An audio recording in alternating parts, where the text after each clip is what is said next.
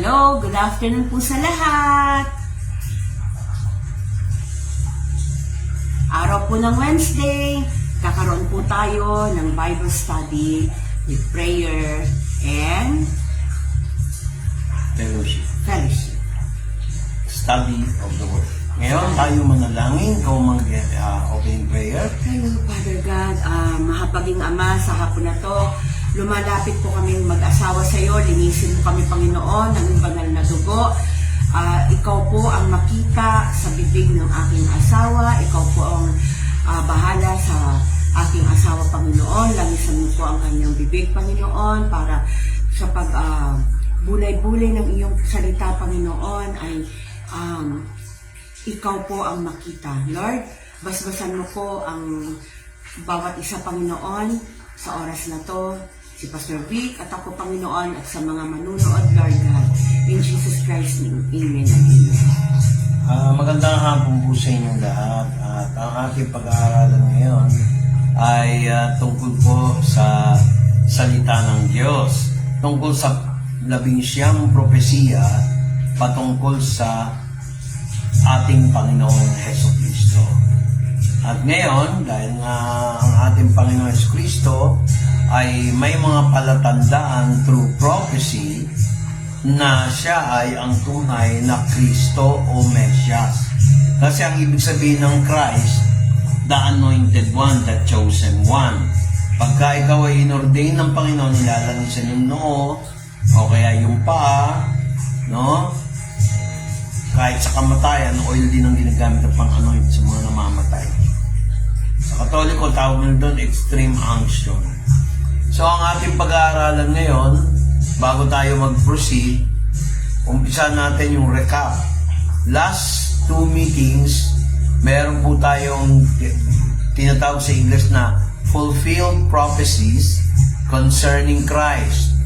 Na alam natin, kaya Mesias si Kristo, Mesias sa Israel at sa buong taon sa libutan, siya ay nasa lahi ni Abraham. Kung naalala nyo, Genesis 12 verse 2, Matthew 1:1 at saka Genesis chapter 3 verse 16. Siya rin ay nasa lahi ni Judah. At yan ay makikita sa Genesis chapter 49 verse 10 at saka Matthew chapter 1 verse 2. Tapos siya rin ay nasa lahi ni Haring David, no? Sa makikita yan sa 2 Samuel 7:12 to 16. Buksan mo nga yung ilaw na isa. Hindi makita eh. Mga kapatid, wala kasi kaming ilaw na inon. Yan. O, di kita ko na. Tapos, makikita rin natin si Jesus Christ ay nasa lahi ni Haring David. Gusto mo yan? Asap, dalawang ilaw? Oo, pwede na yan. Oo. Tapos, nandito rin si Jesus Christ ay pinanganak sa Birheng Maria. Si Maria ay birhen nung hindi pa siya na sumasama kay Joseph bilang asawa. Sabihin, wala silang pagtatalik, wala silang ultimate moments. Kasi, kung si Jesus Christ ay bago pinanganak at nagsama sila ni Jose, mawawala ng bisa na si Kristo ay tao at saka Diyos. Amen ba? May natutunan tayo. Ngayon, yung isa naman, ang pag-aaralan natin, dahil napag-aaralan din natin, saan siya pinanganak?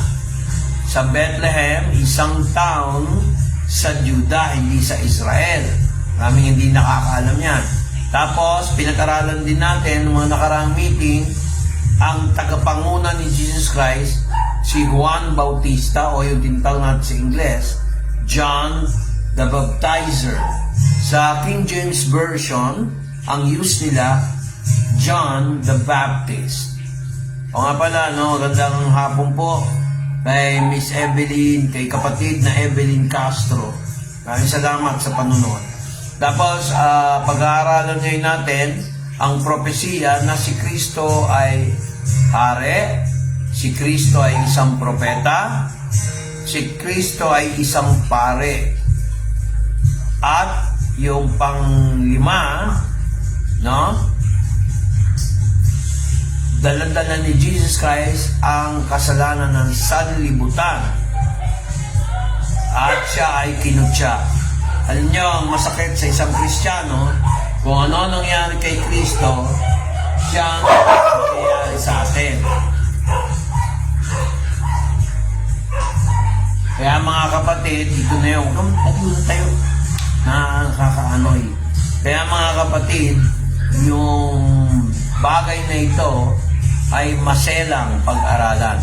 Ang pag-aaralan natin ngayon mga kapatid, si Kristo ay hari. Makikita natin yan sa bilang, aklat bilang o Numbers 24:17. No? Sige, hanapin natin. Numbers. Amen. Hindi nga. Aking makikita siya, ngunit hindi ngayon. Aking mapagmamasdan siya, ngunit hindi sa malapit. Lalabas ang isang bituin sa Hakob at may isang setro na lilitaw sa Israel. At sasaktan ang mga sulok ng Moab at lilipulin ang lahat ng mga anak ng kaguluhan. O, nakita nyo. So, dito, isang propesya yan na si Kristo ay hari. Mga kapatid, alam niyo yung salitang scepter, parang spear. Di ba pagka nag-aano ng dahon na tuyo, merong ginagamit na patpat na matalas? Yon. So, mga kapatid, ganyan ang umaga sa agricultural products, no? Kaya sabi dito sa pakiulit nga, Numbers 24 verse 17. Oo. Aking makikita siya, ngunit hindi ngayon. Aking mapagmamasdan siya, ngunit hindi sa malapit. Lalabas ang isang bituin sa Hakob at may isang setro na lilitaw sa Israel.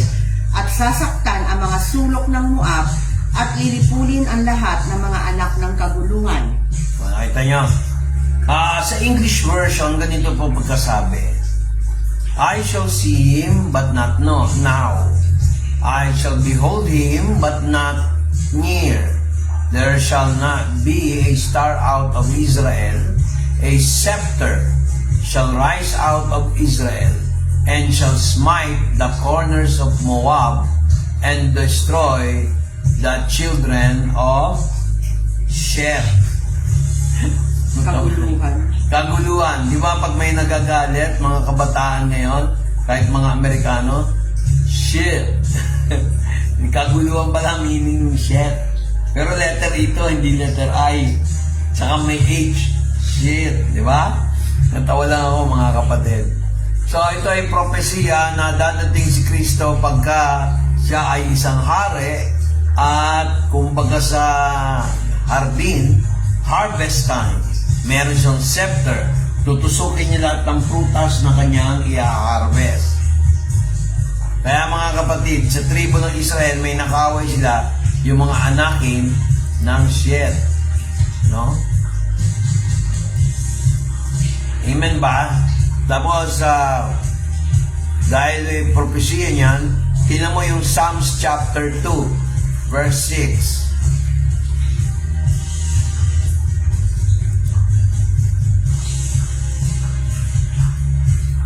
Basa. Gayon may inilagay ko ang aking hari sa aking banal na bundok ng Zion. Alam niyo yung Zion, east of Jerusalem yan. Malapit sa Eastern Gate. Yan yung kung saan nilagay yung Solomon's Temple, malapit doon. Zion din ay may synonymous meaning, Mount Horeb. Naalala niyo yung bundok na inakyat ni Moses? Mount Zion yun. Minsan, Zion malapit sa Jerusalem. Merong prophecy na si Jesus Christ ay magiging hari. No? Pero actually, natupad yan nung, kung naalala niyo yung kwentong ng araw ng palaspas, naglagay ng palaspas yung mga tao pag pinanoy niyo sa movie, pumasok si Jesus Christ, nakasakay sa isang donkey o asno. Sign ng humility, pero siya ay hari. Alam mo, ang pumunta ka rito, hari siya pero hindi siya tanggap. Kahit anong mabuting gawin mo, kung ikaw ay ayaw ng tao, wala kang excuse me. So, ating awitin lang. Awitin lang natin tong kantang to. Kasi kailangan natin padaluin ang Holy Spirit.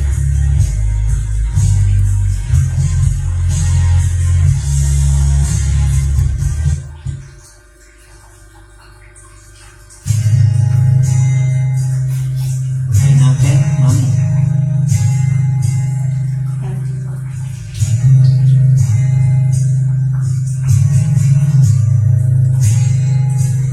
I love you, Lord, for your mercy never failed me. Amen. All my days I've been held in your hand. From the moment that I wake up until I lay my head, oh, I will sing of the goodness of God. And all my life you have been faithful. And all my life you have been so good. With every breath that I am able, oh, I will sing of the goodness of God. I love your voice. You have led me through the fire, and in the darkest night, you are close like no other. I've known you as a father. I've known you as a friend, and I have lived in the goodness of God. And all my life you have been faithful. And all my life you have been so good. With every breath that I am able, oh, I will sing of the goodness of God. Your goodness is running after, it's running after me. Your goodness is running after, it's running after me. With my life laid down, I'm surrendered now. I give you everything. Your goodness is running after, it's running after me. Your goodness is running after, it's running after me. Your goodness is running after, it's running after me. With my life laid down, I'm surrendered now. I give you everything. Your goodness is running after, it's running after me.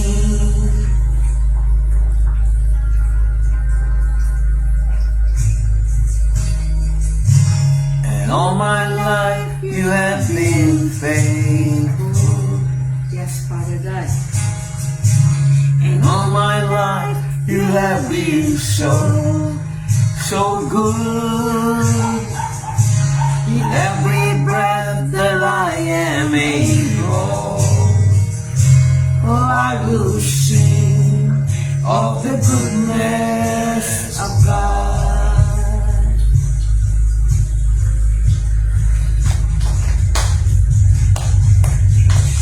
And all my life you have been faithful. And all my life you have been so good. With every breath that I am able,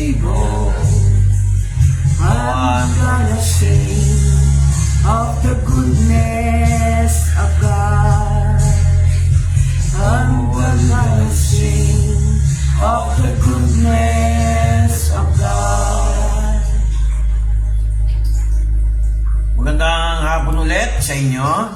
At ang pag-aaralan natin ngayon ay patungkol sa pagiging sa 6 to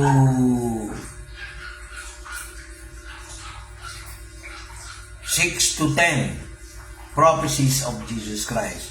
Kanina, bilang hari. Tingnan natin ang Psalms chapter 2, verse 6. Ito ay patungkol sa prophecy kay Jesus Christ. Kung babasahin natin yung verse 1 Amen. to 6, pakibasa nga kapatid. Okay. Gayunmay inilagay ko ang aking hari sa aking banal na bundok ng Zion. Sige.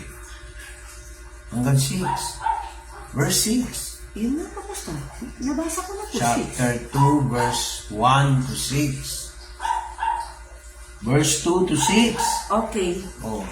Bakit ang mga bansa ay nangagugulo at ang mga bayan ay nangagaakala ng walang kabuluhang bagay?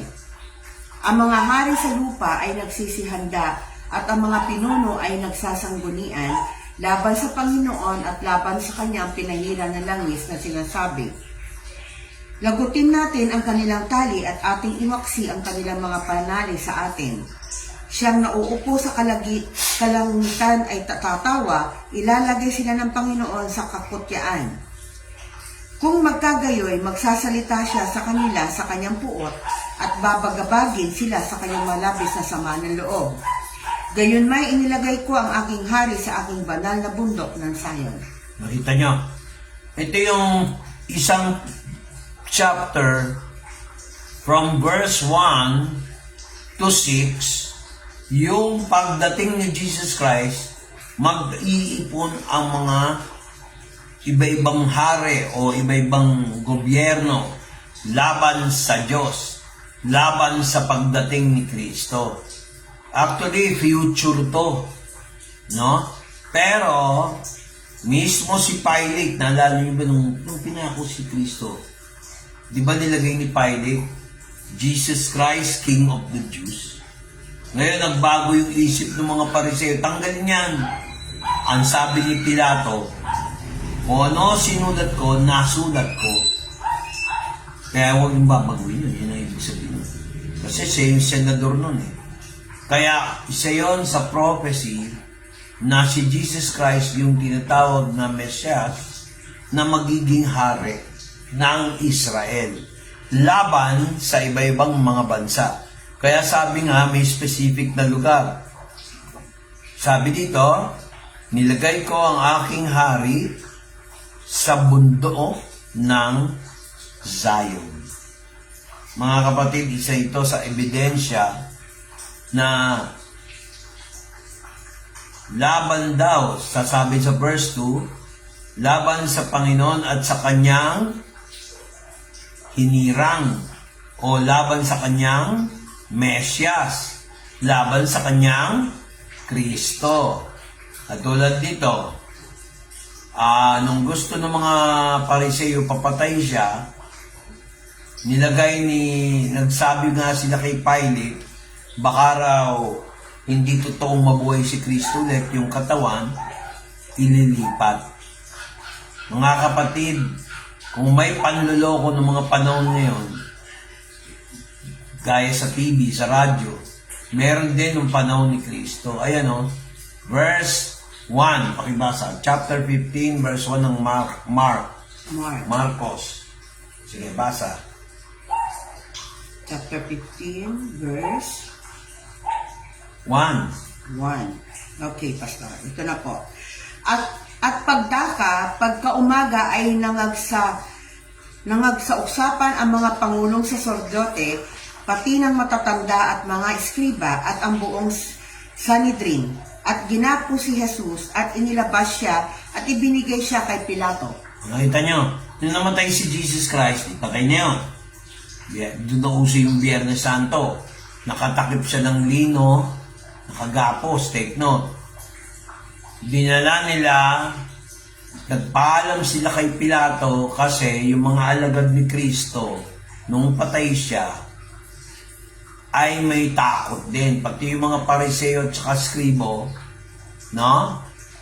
Gusto nilang mamatay si Kristo, pero ang totoo nun, dahil tinawag nilang hari si Kristo, sa kakasalita nila ng gano'n, katotoo. Alam niyo, si Kristo hindi dumating ng garbo, in grande. Hindi nila matanggap si Kristo, hari ng Israel, dapat nakagaya, maganda suot, may sigsing, may mga ginto, may burloloy. Hindi, isang simpleng tao lang. Ang tao minsan, iba tumingin sa kapwa. Iba tumingin ng Diyos sa kapwa-tao. Iba ang tingin ng Diyos sa tao. Si Kristo, dumating, ordinaryong tao. Kaya, yung mga tanda na yan, kung alam niyo yung tanda, lalo na pag nagbabasa kayo ng Biblia, talagang pinakikita si Kristo, hari. Tingnan niyo yung Matthew 21 verse 3, mami.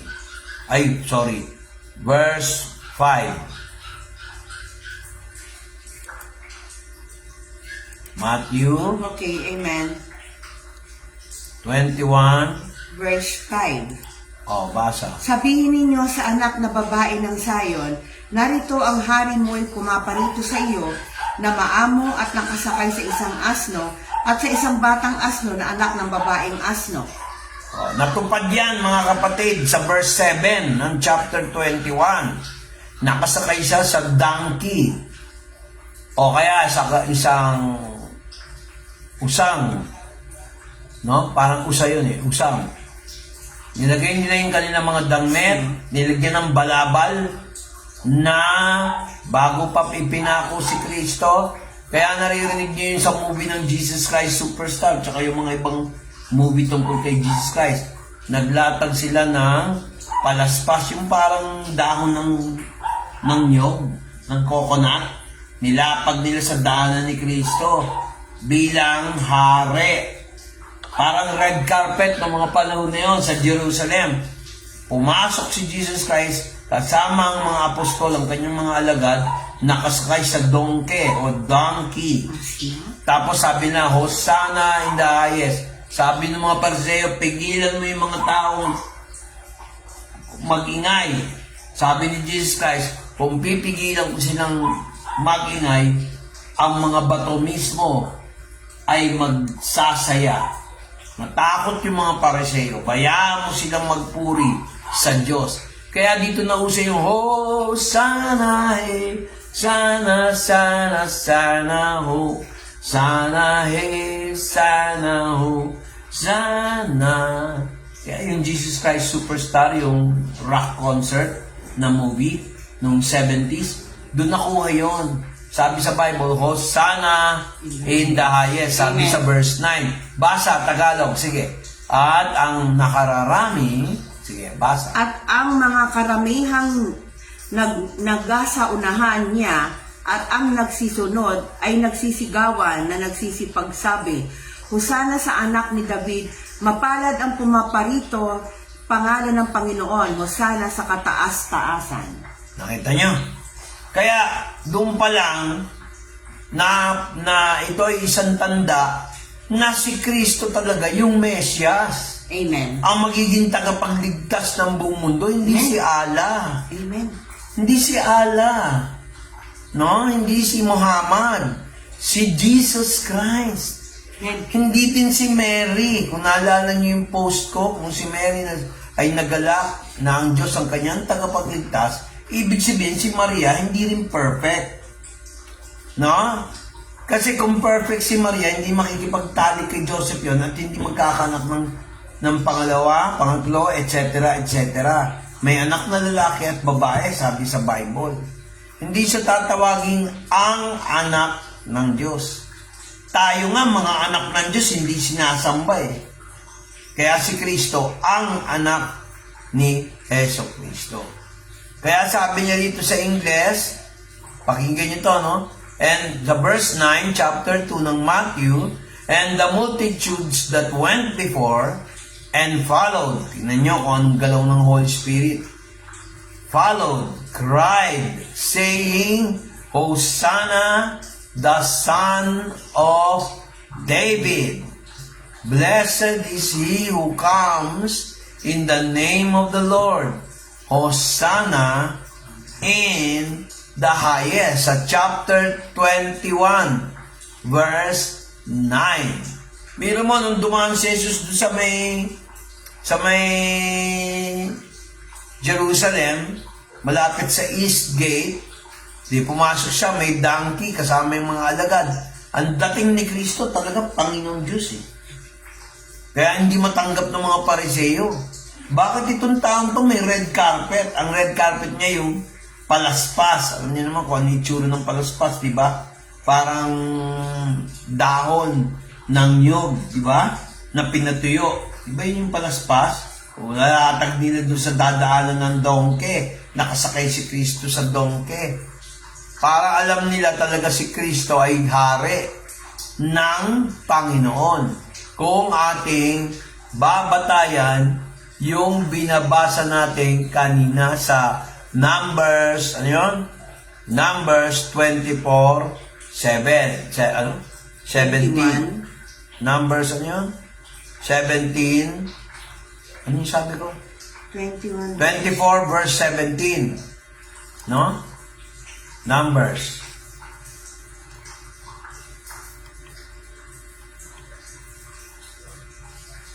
Okay po. Aking makikita siya ngunit hindi ngayon. Aking mapagmamasdan siya ngunit hindi sa malapit.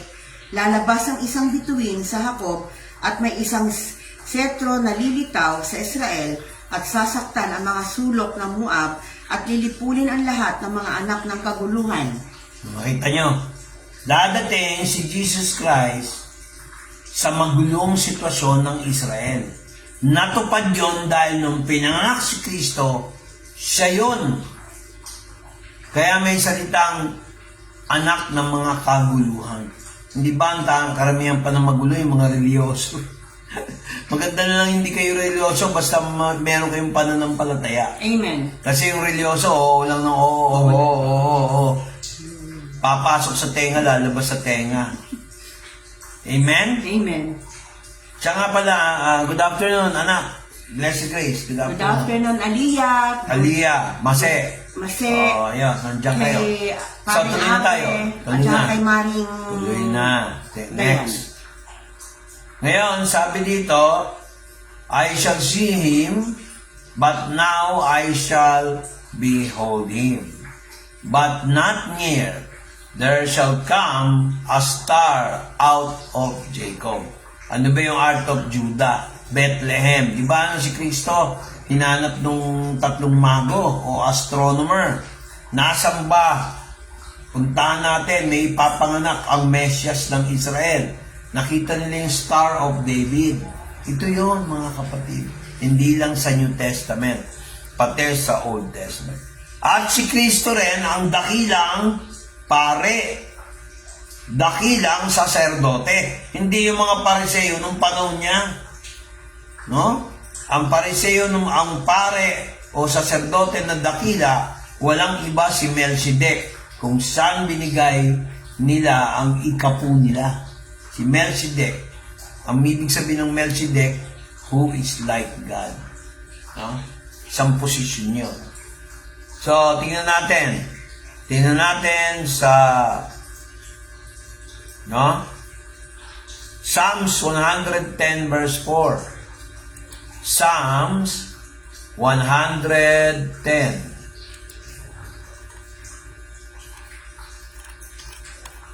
Okay, Pastor. Amen. Sige, may basa. Sumumpa ang Panginoon at hindi magsisisi. Ikaw ay saserdote magpakailanman ayon sa pagkasaserdote ni Melchizedek. Oh, tama ba ako? Hindi ako nagsabi niyan. Oh, 110 verse 4.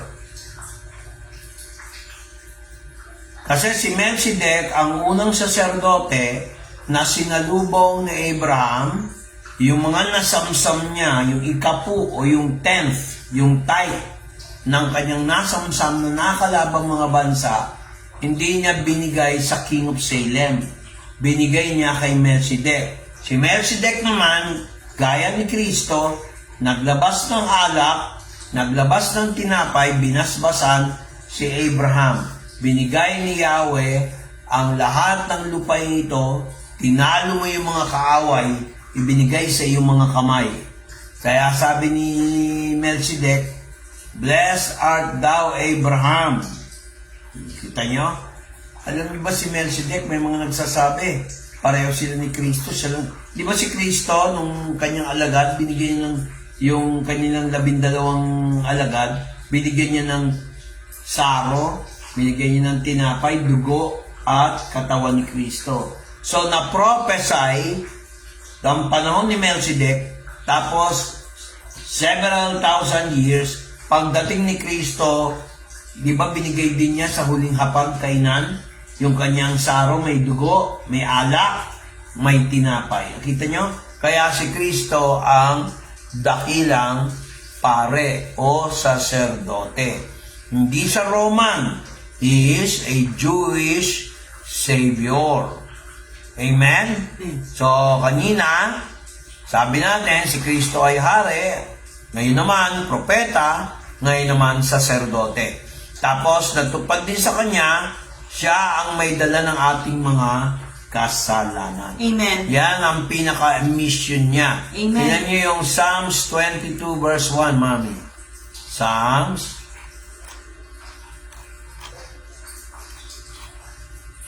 Okay, amen. Sige, Okay. basa. Diyos ko, bakit mo ako pinabayaan? Bakit ka napakalayo sa pagtulong sa akin at sa mga salita ng aking Madali ka kasi. pag-angal? Ulitin mo. Okay. Magmamadali ka kasi. Diyos ko, bakit mo ako pinabayaan? Bakit ka napakalayo sa pagtulong sa akin at sa mga salita ng aking pag-angal? Nakita mo na. Sabi niya, Diyos ko, bakit mo ako iniwan? Naalala niyo nung pinako si Kristo. Hindi pa na ipapako si Kristo, nakasulat na sa aklat ng Salmo o Psalms ni David. Sipin niyo, hindi naman sila nakita ni King David, tama? Hindi pa pinapanganak si Kristo sa laman. No? Na-prophesy na. Di ba nung pinako siya sa krus, sinabi niya yan, Ama ko, Diyos ko, bakit mo ako pinabayaan? Bigyan kita ng sample. Matthew 27:46. Sige, kung mali ako. Ito mismo, ni-record ni Mateo o ni Matthew, one of the apostles, nung ipinako si Kristo ng alas 3 or 9th hour. Kasi ang first hour, 6 o'clock eh. Ang second hour, 7 o'clock. Ang third hour, 8 o'clock. Ang 9 o'clock dapat, ang third hour, mali ang bilang ko. 6 o'clock, 0 hour. 7 o'clock, first hour. 8 o'clock, second hour. 9 o'clock, third hour. From 6 p.m. to 9 o'clock, ilang oras yun? 3 hours. Kaya yan ang sinabi, 9th hour, kasi King James yung ginagamit ko. Basa, about the 9th hour. Sige. Okay. At nang malapit na ang oras na ikasyam, ay sumigaw si Jesus ng malakas na tinig na sinasabi, Eli, Eli, lama sabachthani, sa makatuwid bagay, Diyos ko, bakit mo ako pinabayaan? Naalala niyo yung, mga kapatid, yung 7 last words. Tama yun. Nasa cross si Jesus Christ. Paano nakita ni King David yung mga salitang yon? Hindi pa pinapanganak si Kristo nung panahon ni King David. Sinulat niya sa Book of Psalms dahil kumilos ang Holy Spirit. Amen. Nag-prophesy si King David ilang libong taon hanggang kay Kristo. Nakita ni King David yung pag-iyak, pagtangis na malaking tinig ni Kristo. Pakinggan niyo yung online na Tagalog. At sa ikatlong oras, umiyak si Kristo na may malaking tinig at sinabi, Eli, Eli, lama sabachthani. Ang ibig sabihin ay, Diyos ko, bakit mo ako pinabayaan? So, kung sa Old Testament, sa 22 verse 1, o kaya dito sa verse 5, verse 7, chapter 5, verse 7 ng Hebrew, makikita niyo yung paliwanag ni Pablo.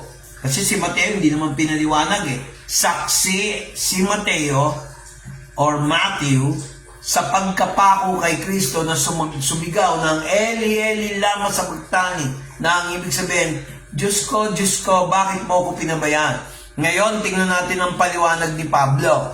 Hebrews chapter 5 verse 7. Pakitingnan nga. Ang ganda, yung pinag-aaralan natin, propesya ni Kristo. Sige, bilis. Basa. Hebrews 5:7. Yan o, tingnan. 5:7. Okay. Oh. Na siya sa mga araw ng kanyang laman ay naghandog ng mga panalangin at mga daing na sumisigaw ng malakas at lumuluha doon sa may kapangyarihang makapagligtas sa kanya sa kamatayan, at siya'y dininig dahil sa kanyang banal na takot. Nakita nyo? Sumigaw siya, umiyak siya. Mga kapatid, walang masamang umiyak. Amen. Lumuha, hindi ka duwagan yon. Amen. Babae ka man o lalaki. Amen. Si Kristo nga umiyak eh. Sumigaw pa na may pagtatangis. Hinandog niya yung sarili niya, yung patinapay, yung katawan niya. Ayan o, sabi sa Ingles, who in the days of his flesh, when he had offered up prayers and needs, supplications, with strong crying, tears unto him, that he was able to save him from death. Kanino na siya sumigaw? Sa Ama. Bilang tao at nasa laman, nagtangis si Kristo para sa atin. Kaya sabi niya, yung kanyang hinihingi sa Diyos para tayo mapatawad. Kaya mga kapatid, pagka yung hearing ng anong tawag doon? Quadcom Committee, dami nanonood. Bakit dito hindi? Mas importante ito mga kapatid. Ipag-pray natin si ex-president or former president Rodrigo Duterte na ipanalo ang kanyang kaso. Kaya mga kapatid, meron pa doon, parang ako pastor, pero ang kilos ay impostor. Pag-pray natin ang ating ex-president Rodrigo Duterte at saka Vice President Sara Duterte. Mga kapatid, di ako nagpipreach ng politics. Yung pinsan, Conrad, maraming salamat. Isa to sa prophecy na Matthew 22 verse 1. Ilang years yon hanggang kay Jesus Christ? More than 700 years. Nung ipinako si Kristo at makikita natin dito sa isang reference, actually dalawa yan eh, kung natatandaan ko, pero dito na lang tayo sa Matthew chapter 27 verse 46. At the 9th hour, Jesus cried with a loud voice, saying, natupad, Eli, Eli, lama sabachthani. That is to say, my God, why hast thou forsaken me? Si Kuya, Kuya Conrad, Casting Conrad yan. Kikinig yan. Ganda nga, may nakikinig matalino. Gusto ko yung ganyan. Yun. Amen ba? Amen. So, kanina, sabi natin, si Kristo ay hari. Ngayon, saserdote. Tapos, pinag-aralan din natin na siya ay isang pare. At ngayon, pinag-aralan natin na inangkin ni Kristo ang kasalanan ng buong sanlibutan. Tapos, kinutya si Jesus Christ. Huwag kayong magpapa-apekto pag mayroon nangungutya sa inyo. Lalo na pagdala mo ang salita ng Diyos. Huwag kayong magpapaasar. Kahit murahin kayo, huwag yung patulan. Hello, nakikinig ba kayo? Kasi si Jesus Christ, He was ridiculed. Tingnan nyo yung, Tingnan natin ha. Parang ang hirap naman ng pastor. Psalms, hindi. Hanggat maaari, tahimik ka lang. Psalms 22 verse 7. 22 verse 7 and 8. Tingnan mo. Pinakamahirap sa lahat yung kutsain ka, ridiculed ng mga tao, lalo na pag nakaranas ka ng pagsubok, may problema ka, tatawanan ka pa, hindi ka tutulungan, maraming ganyan. They claim to be born again Christians, pero hindi nila kaya tumulong sa kapwa. They claim to be Christians, pero ang mga motibo para lang manligaw, para lang manuto. May ganun tao, hindi totoong Kristiyano. Merong ganun. Nakakaawa pa sila. Imbis na maawa ka sa sarili mo, maawa ka sa kanila. Tingnan mo sabi rito sa verse 7 and 8. Tingnan nyo ang description ni King David sa pagdating ni Kristo, sa mararanasan ni Kristo. Pakibasa nga, verse 7 and 8 Okay. ng chapter Amen. 22, Book of Okay. Psalms. Basa. Silang lahat na nangakakita sa akin ay tinatawa ng mainam ako.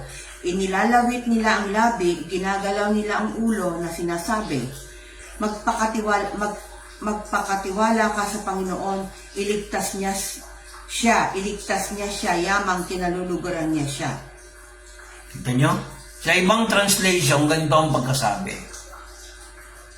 At makikita nila ako, tatawanan nila ako hanggang mainis.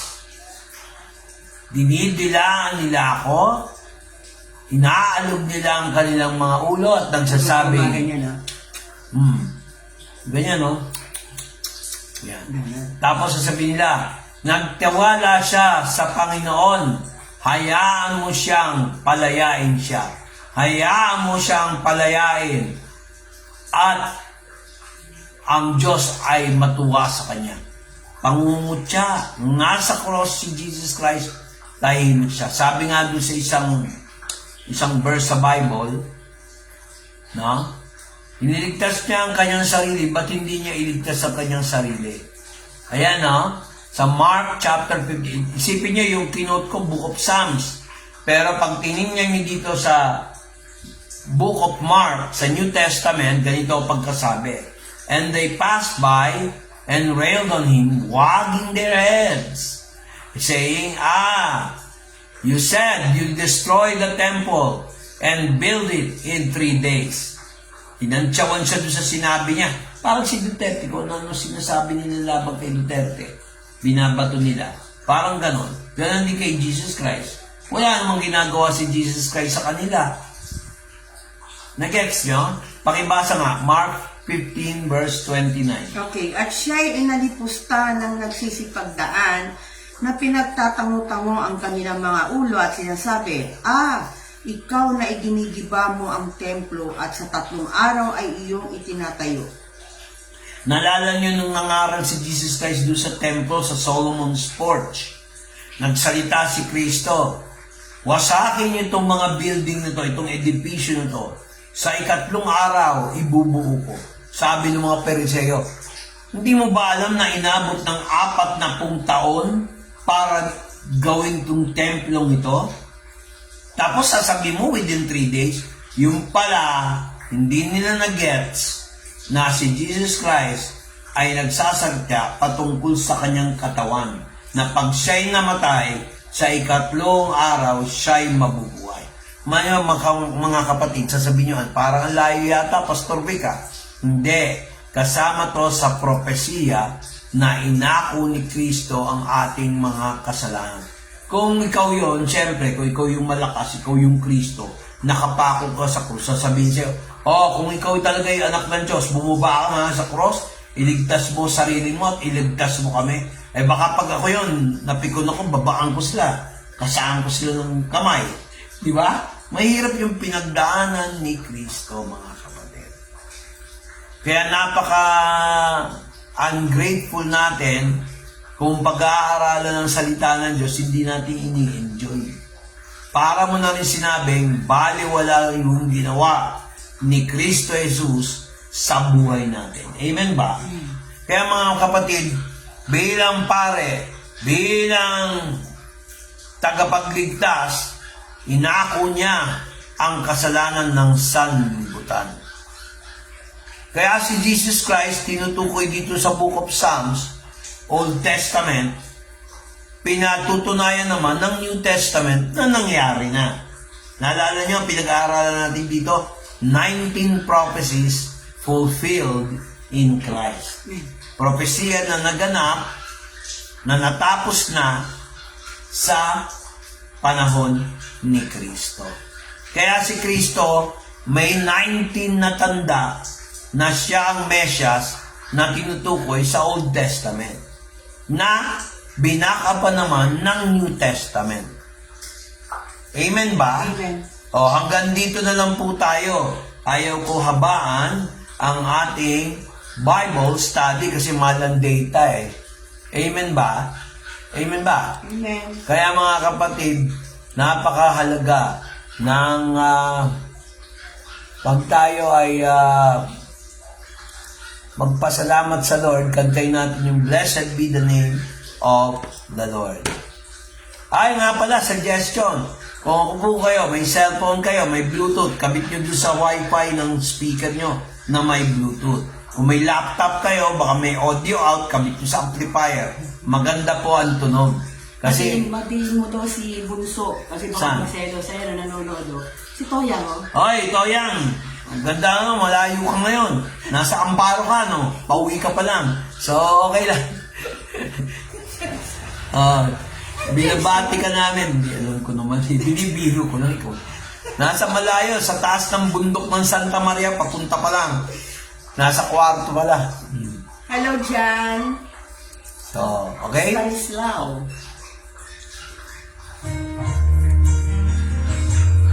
Ano yun?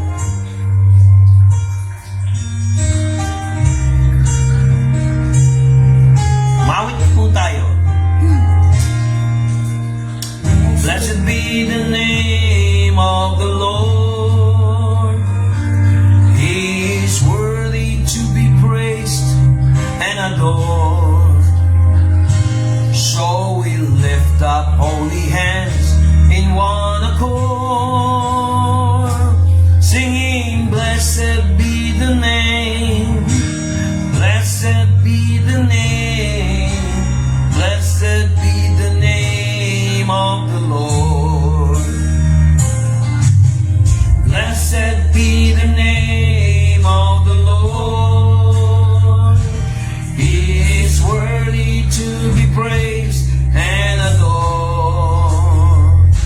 So we lift up holy hands in one accord, singing, Blessed be the name, blessed be the name, blessed be the name of the Lord. Blessed be the name of the Lord. He is worthy to be praised and adored.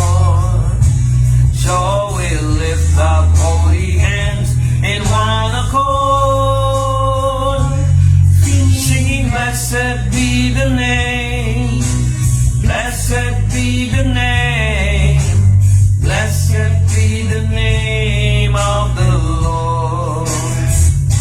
So we lift up holy hands in one accord, singing, Blessed be the name, blessed be the name, blessed be the name of the Lord.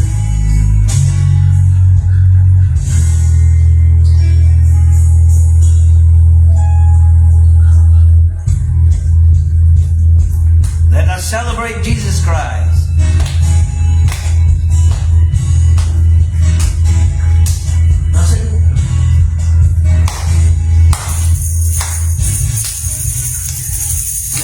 Celebrate Jesus, celebrate. Celebrate Jesus, celebrate. Celebrate Jesus, celebrate. Celebrate Jesus, celebrate.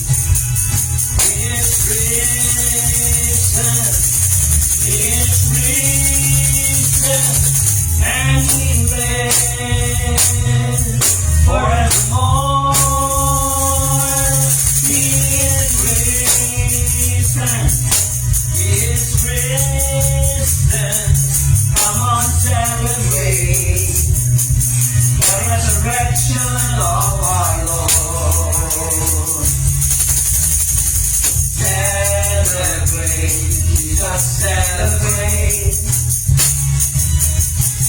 Celebrate, Jesus, celebrate. Celebrate, Jesus, celebrate.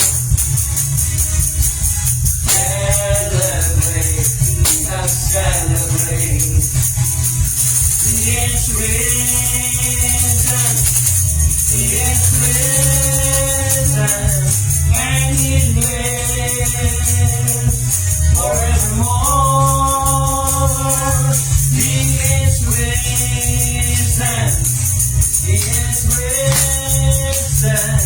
Come on, celebrate the resurrection of our Lord. Celebrate, Jesus, celebrate. Celebrate, Jesus, celebrate.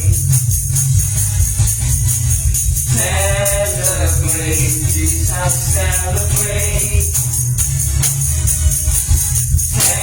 Celebrate, Jesus, celebrate.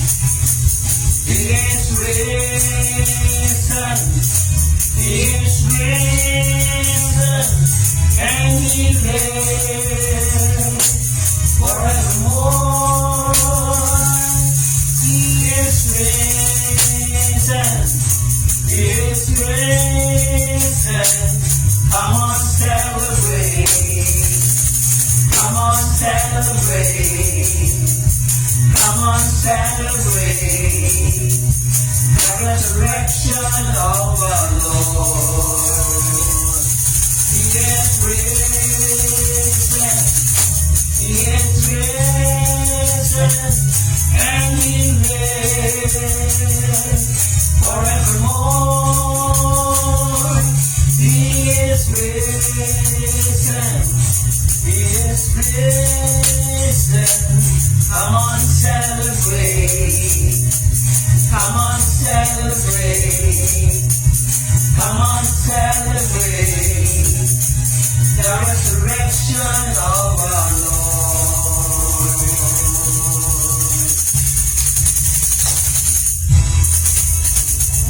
Tayo manalangin. Ikaw mag-pray there. Yes, Father God, marami pong salamat, Ama, sa hapon na to, na muli po kami nakapag-aral ng iyong salita, Lord God. Lord, pinapanalangin po namin ang mga kapatiran po namin na nasa Amparo. Umpisa na po, Panginoon, sila Arguasa family. Pinapangunahan po, Panginoon, ni Jubel, ni Julia, ni Juanita, at 10 ng kanilang mga buong mag-anak, Panginoon. Ganon din po sa Bacolod family, kila Michael, kila Mase, Yes, kay Father. Alia, kay Isa. Yes, Lord, Father. ingatan mo po ang mga bata, Panginoon, ang lahat ng mga estudyante, lahat ng mga katatayan, Panginoon, sa kanilang paghahanap buhay, sa kanilang pagbiyahe at pag-uwi. Lagi mo po silang ingatan, Panginoon. Ganon din po, Lord, sa mga kananayan, Panginoon. At ganun din, Lord, sa Pacola family na pinangungunahan po ni Brother Roger, Sister Nila, sa lahat mga anak nila at mga apo, Panginoon. Ganun din, Lord God, sa mga nakasama namin sa hapon na to, ng mga nanood. Inumpisahan po, Panginoon, ni Sister Evelyn Castro, Adia Bacolod, Blessed Grace Soto Sebastian, Maricel Bacolod, si Kasin Conrad Capuli, kay Jan Stanislao, kay Victoria, kay Maring Dayan, Jame Hamena, kay Pastora Lucy Makiling, at sa lahat po, Panginoon, na hindi ko po nabanggit, Lord, kayo na po ang bahala, Panginoon, sa kanila, ang bawat isa. Ganon din, Lord God, nabanggit ko na po, Pastor, ganon din, Lord, sa lahat ng mga kabataan, Panginoon, si Carl, si Granny, Panginoon, at ganon din, Lord God, sa lahat ng mga kapitbahay po namin, Panginoon, dito sa Santa Maria, dito sa Redwoods, Umpisan ko kila doon, kila Mang Johnny, June, Dory. kila Kuya Johnny, kay Dory, kay Sol, kay Edwin. Joanne, kay Edwin, at sa lahat po, Panginoon, ng aming mga kapitbahay dito sa Redwoods Residences, Panginoon. Yes, Father. Lord, gabayan mo po, bantayan mo po ang bawat pamilya, ilayo mo po, Panginoon, sa anumang sakuna, aksidente, Panginoon, pakaingatan mo po ang bawat pamilya po na nabanggit po namin. Ganon din, Lord God, sa lahat ng mga kapatiran na nasa sa Amparo Chapter, Panginoon, kay Echo, at sa lahat, Panginoon, na mga tupa, Panginoon, na binigay mo sa amin ni Pastor Vic na nasa Amparo Chapter, Lord God.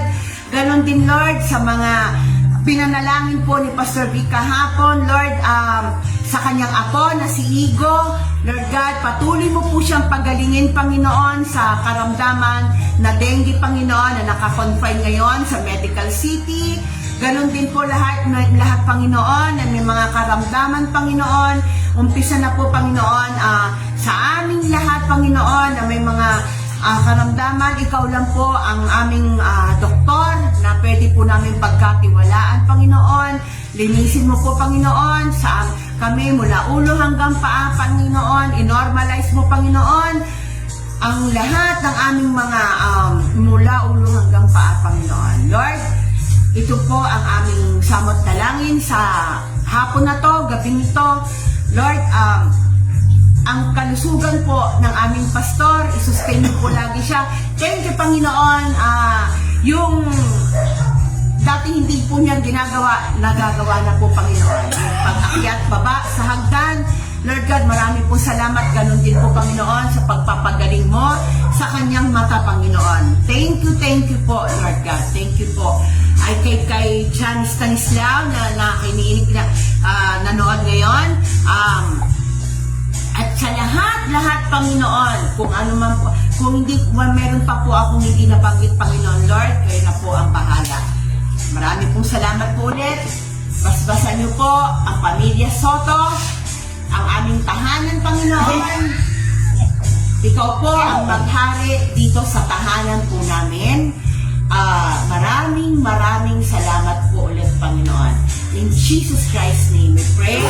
Amen and amen. Bye. Bye-bye. See you po again. See you on Sunday.